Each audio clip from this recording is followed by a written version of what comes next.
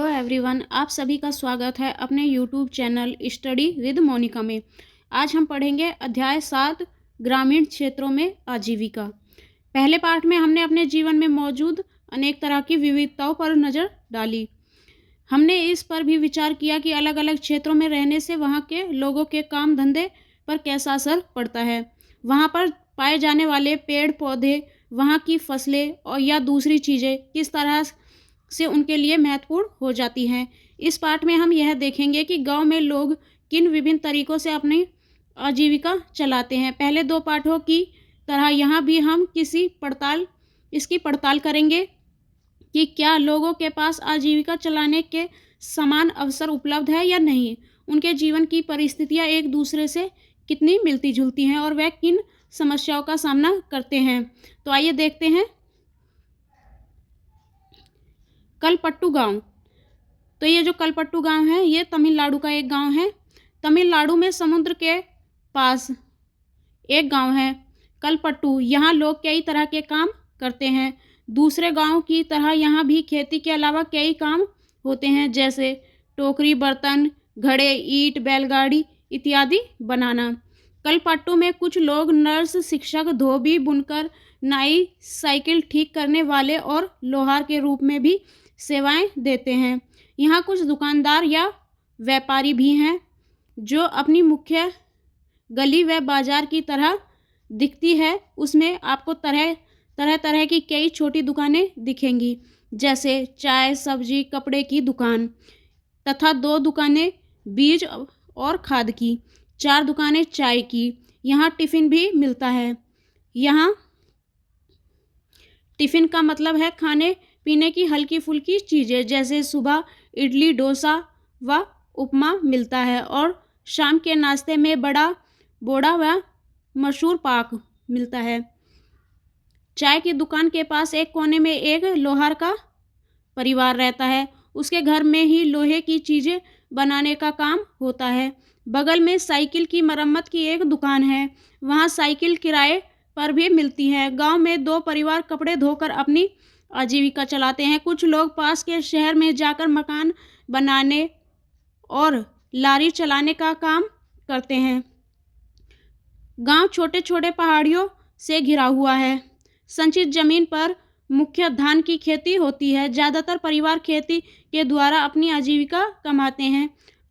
यहाँ आम और नारियल के काफ़ी बाग हैं। कपास, गन्ना और केला भी उगाया जाता है। आइए कुछ लोगों से मिले जो कलपट्टू के खेतों में काम करते हैं और देखेंगे कि हम उनकी आजीविका के बारे में क्या सीख सकते हैं। तुलसी। हम सब यहाँ रामलिंगम की ज़मीन पर काम करते हैं। उसके परिवार के पास कलपट्टू में 20 एकड़ धान के खेत हैं। शादी से पहले भी मैं मायके में धान के खेतों में मजदूरी करती थी।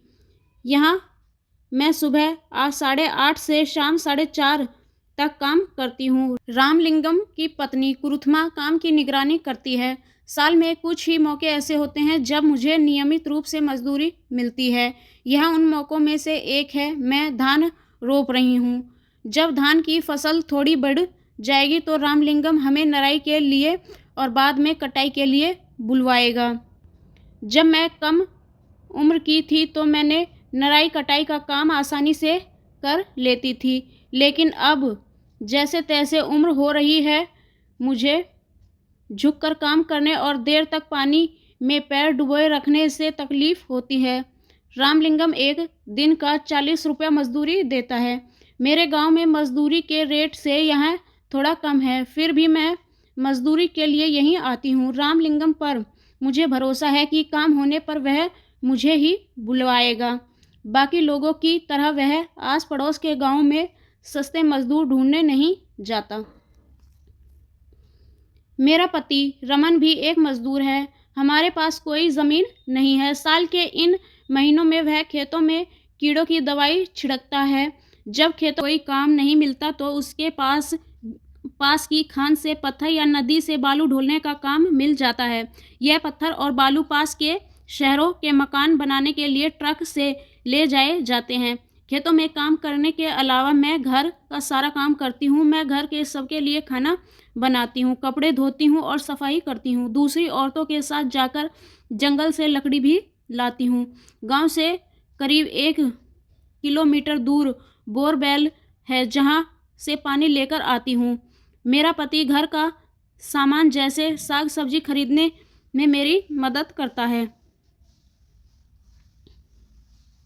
हमारी 2 बेटियां हमारे जीवन की खुशी है। दोनों ही स्कूल जाती हैं। पिछले साल एक बेटी बीमार पड़ गई थी तो उसे शहर के अस्पताल ले जाना पड़ा था। हमने उसके इलाज के लिए रामलिंगम से उधार लिया था और उस उधार को चुकाने के लिए हमें अपनी गाय बेचनी पड़ी। जैसा कि आपने तुलसी की कहानी में पढ़ा, ग्रामीण इलाकों में गरीब परिवारों का बहुत सारा समय पानी और जलावन की लकड़ी लाने व जानवर चराने में बीतता है। इन कामों में कोई पैसा नहीं मिलता है, लेकिन गरीब परिवारों में ये काम बहुत महत्वपूर्ण हो जाते हैं। वह मजदूरी से जो थोड़ा सा पैसा कमाते हैं उससे गुजारा नहीं होता। घर चलाने और ज़िंदगी बसर करने के लिए इन कामों को करना पड़ता है। हमारे देश के ग्रामीण परिवारों में से करीब 40% खेतिहर मजदूर हैं। कुछ के पास ज़मीन के छोटे छोटे टुकड़े हैं, बाकी तुलसी की तरह भूमिहीन हैं। कई बार जब पूरे साल उन्हें काम नहीं मिल पाता तो मजबूरन काम की खोज में उन्हें दूर दराज के इलाकों में जाना पड़ता है। इस तरह का प्लान कुछ विशेष मौसमों में ही होता है। शेखर, हमें यह धान अपने घर लेकर जाना है। मेरे परिवार ने अभी अभी फसलों की कटाई पूरी की है। हमारे पास बस 2 एकड़ ज़मीन है। हम अपने खेत का सारा काम खुद ही कर लेते हैं। मैं कई बार कटाई के समय दूसरे छोटे किसानों की मदद ले लेता हूँ और बदले में उनके खेतों में कटाई करवा देता हूँ। व्यापारी मुझे उधार पर बीज व खाद देते हैं। इसे चुकाने के लिए मुझे थोड़े कम दामों पर उन्हें उसे धान बेचना पड़ता है। अगर बाजार में बेचूंगा तो ज़्यादा पैसे मिल जाएंगे, लेकिन मुझे उधार भी तो चुकाना है। व्यापारी ने किसानों को याद दिलाने के लिए अपना एजेंडा भेजा है कि जिन किसानों ने उधार लिया है वे उसी को अपना धान बेचेंगे। मुझे अपने खेतों में से 60 बोरी धान मिलेगा। उससे मैं अपना उधार चुका दूंगा और बाकी घर में लग जाएगा। लेकिन मेरे हिस्से में जो आता है वह सिर्फ 8 महीने तक ही चल पाता है, इसलिए मुझे और पैसा कमाने की ज़रूरत पड़ती है। इसके लिए मैं रामलिंगम की चावल की मिल में काम करता हूँ।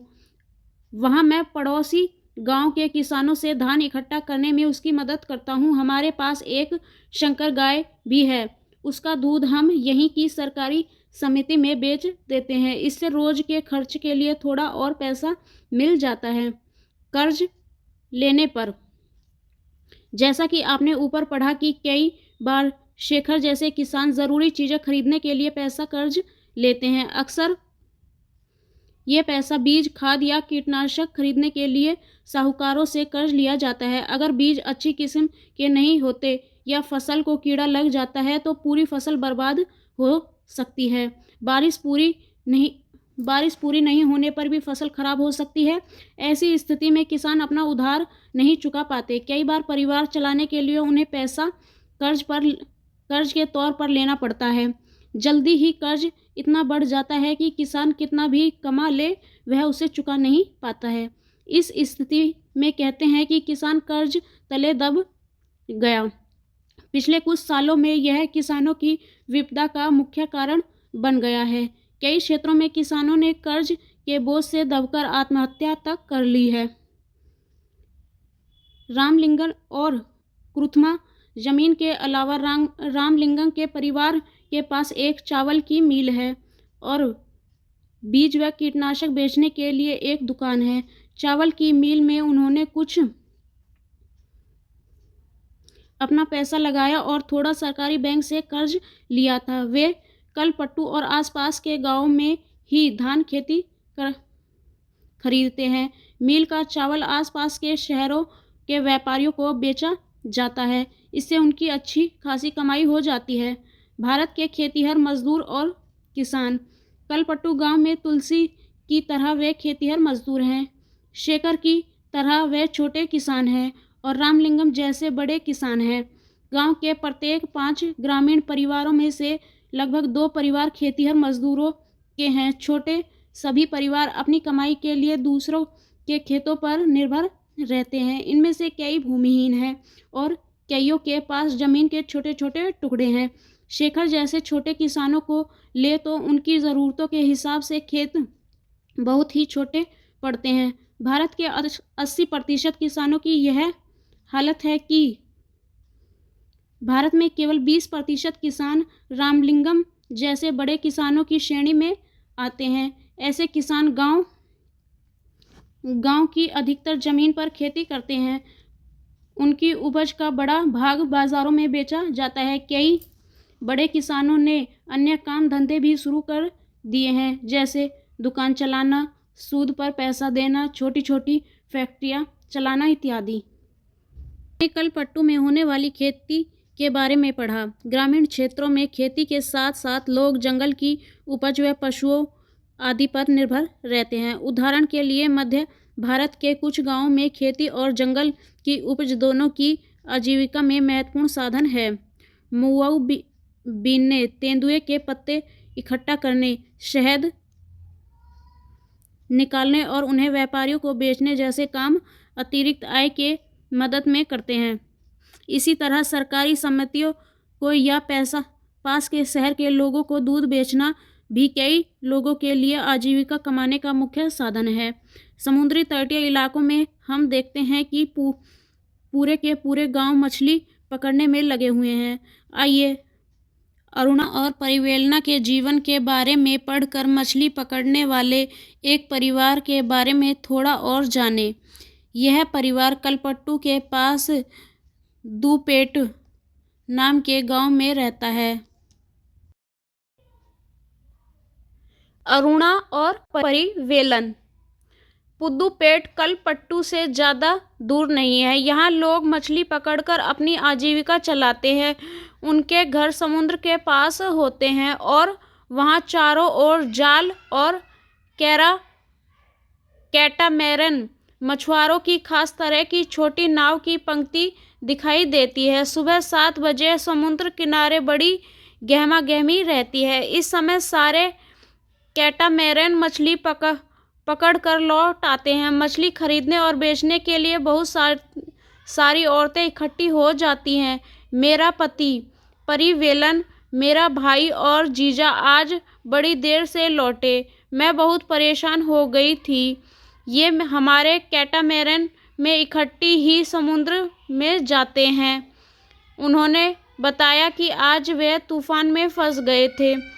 आज जो मछलियाँ पकड़ी गई उनमें से मेरे परिवार के लिए कुछ मछलियाँ एक तरफ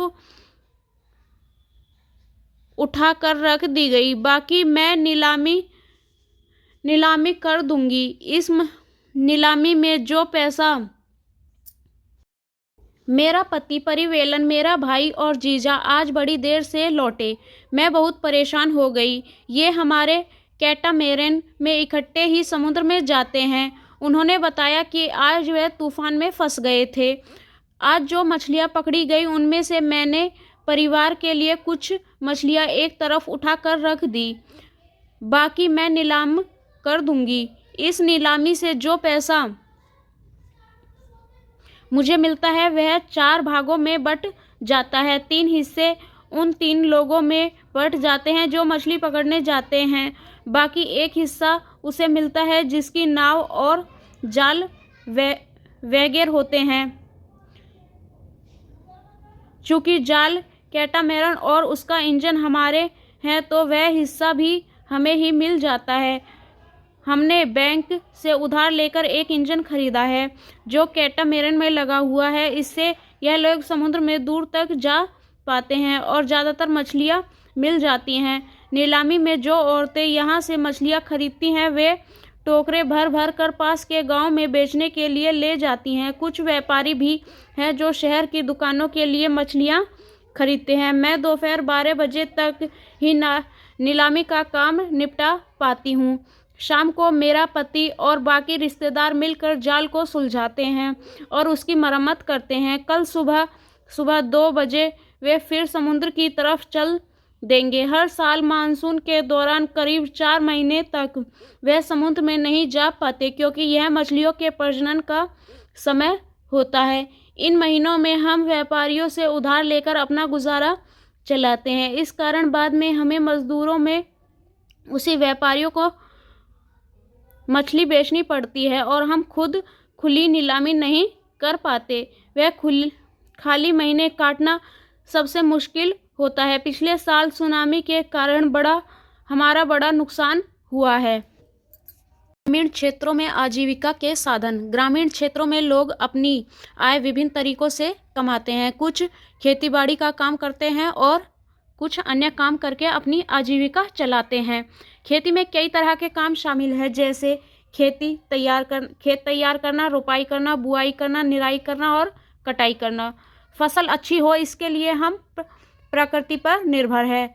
इस तरह जीवन ऋतुओं के इर्द गिर्द ही चलता है। बुआई और कटाई के समय लोग काफ़ी व्यस्त रहते हैं और एक दूसरे समय काम का बोझ कम रहता है। देश के अलग अलग क्षेत्रों में ग्रामीण लोग अलग अलग तरह की फसलें उगाते हैं।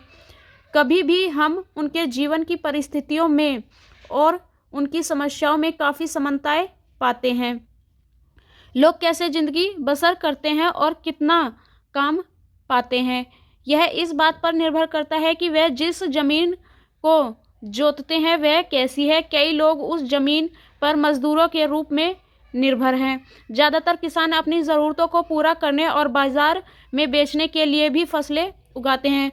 कुछ किसानों को अपनी फसल उन व्यापारियों को बेचनी पड़ती है जिनसे वह पैसा उधार लेते हैं। गुजर बसर करने के लिए कई परिवारों को काम की खातिर उधार लेना पड़ता है या फिर तब लेना पड़ता है जब उनके पास कोई काम नहीं रहता। ग्रामीण क्षेत्रों में कुछ परिवार ऐसे हैं जो बड़ी बड़ी ज़मीनों, व्यापार और अन्य काम धंधों पर फल फूल रहे हैं। फिर भी ज़्यादातर छोटे किसान, खेतीहर मजदूर, मछली पकड़ने वाले परिवारों और गांव में हस्तशिल्प का काम करने वाले लोगों को पूरे साल रोजगार नहीं मिल पाता।